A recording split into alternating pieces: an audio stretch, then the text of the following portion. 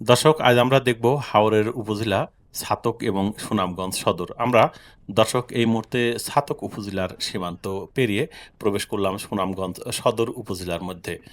যদিও সুনামগঞ্জ সদর উপজেলার মধ্যে আমরা প্রবেশ করেছি, কিন্তু আমরা এখন আছি একদম উপজেলার সীমান্তে, অর্থাৎ জেলা শহরের যে সদর উপজেলা তার সীমান্তে।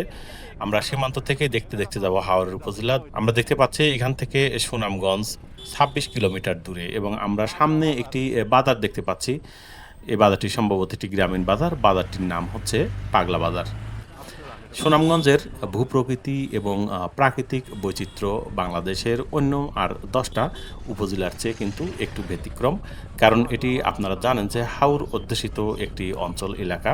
এখানকার মানুষের জীবনযাপন, চলাচল, অর্থনীতি, সামাজিকতা সব কিছুই কিন্তু হাওরের সাথে সম্পৃক্ত।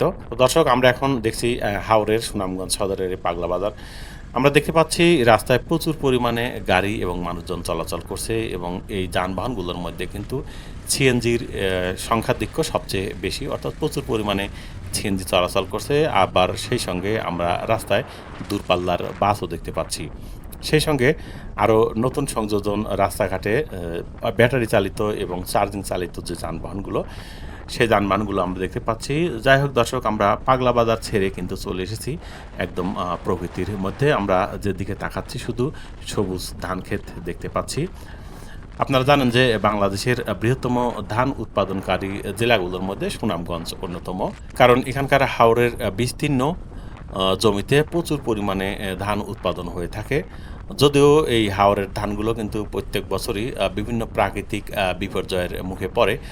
বিশেষ করে যখন ধানগুলো পেকে যায়, কাটার সময় হয়, ঘরে তোলার সময়, সেই সময় কিন্তু উজান থেকে নেমে আসা আকস্মিক বন্যা এবং ঢলের কারণে মাঝে মাঝে কিন্তু এই ধানগুলো তলিয়ে যায়।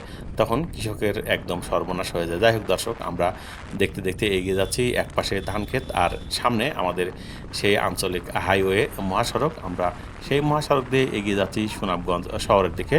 নিয়মিত দর্শক আছেন, তারা জানেন যে প্রতিনিয়তই আমরা বাংলাদেশের বিভিন্ন জেলা উপজেলার প্রাকৃতিক সৌন্দর্যগুলো, রাস্তাঘাট, জনপদ, মানুষের জীবনাচার তুলে ধরে থাকি। তো আমরা যেহেতু সুনামগঞ্জে যাচ্ছি, আমাদের পরবর্তীতে সুনামগঞ্জ নিয়ে আরও বেশ কয়েকটি ভিডিও আসবে। যারা সুনামগঞ্জ সম্পর্কে জানতে আগ্রহী, দেখতে আগ্রহী, এবং সুনামগঞ্জ হাওরের জেলার ভূপ্রকৃতি এবং নোয়াবিরাম প্রাকৃতিক সৌন্দর্য দেখতে আগ্রহী, তারা অবশ্যই আমাদের ইউটিউব চ্যানেল ঘুরে দেখে বাংলাদেশের সঙ্গে থাকবেন। যাই হোক দর্শক, আমরা দেখতে পাচ্ছি মসৃণ রাস্তা। বাংলাদেশে কিন্তু বর্তমান বেশিরভাগ রাস্তাঘাটে কিন্তু সুন্দর এবং মসৃণ। আমরা সুনামগঞ্জে এসেও কিন্তু তার ব্যতিক্রম দেখতে পাচ্ছি না। তবে রাস্তায় কিন্তু এই পর্যায়ে এসে আমরা যানবাহনের পরিমাণ খুবই কম দেখছি। গ্রামীণ একটি রাস্তা, গ্রামীণ জনপদ। আমরা দেখতে পাচ্ছি গ্রামীণ মানুষের জীবনযাপন, চলাচল। রাস্তা দিয়ে যাচ্ছে বিভিন্ন শ্রেণী পেশার মানুষ। কৃষকেরা যাচ্ছে তাদের জমিতে কাজ করতে, শ্রমিকরা যাচ্ছে যে যার কাজে। আবার মাঝে মাঝে আমরা দেখতে পাচ্ছি ছাত্ররাও তাদের বই পুস্তক কাঁধে নিয়ে যাচ্ছে তাদের স্কুল, কলেজে অথবা প্রাইভেটে। আমরা দেখতে পাচ্ছি দর্শকের পাশে একটি বড় ব্রিজ নির্মিত হচ্ছে, এবং আমরা এখন যে ব্রিজের উপরে উঠছি, একটি ভাঙাচোরা ব্রিজ, বেইলি ব্রিজ। আসলে এই ব্রিজগুলো যে সময় নির্মাণ করা হয়েছিল, এই ধরনের ব্রিজ কিন্তু বাংলাদেশে অনেক নির্মাণ করা হয়েছিল, কিন্তু প্রত্যেকটি ব্রিজই কিন্তু দীর্ঘ সময় স্টে করেনি। অল্প দিনের মধ্যেই এই ব্রিজগুলো ভাঙাচোরাতে পরিণত হয়েছে। তো আমি মনে করি যে এই ধরনের ব্রিজের যে পরিকল্পনা ছিল, এই পরিকল্পনা আসলে একটা ভুল পরিকল্পনা ছিল।